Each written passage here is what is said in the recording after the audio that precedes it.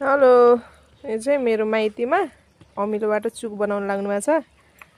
त्यहाँ मम्मीले अमिलो छानिरहनु भएको छ, यहाँ बुहारीले अमिलो काट्दै छिन् अनि यहाँ बुवाले चाहिँ चुक यसरी पेल्दै हुनुहुन्छ।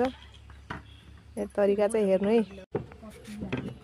यसरी अमिलो काटिराखेका छन्। अब यो काटेको अमिलोलाई चाहिँ यहाँ यसरी राख्ने काठमा अनि यसरी थिच्ने, पुरानो अर्ग्यानिक स्टाइल बाबाको।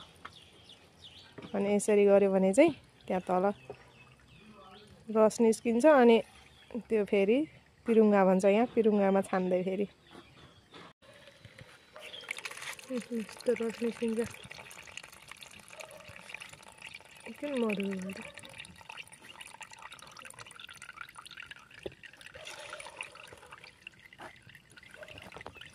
यसरी आगो बालेर अब यसको रसलाई उमाल्ने, पकाउने।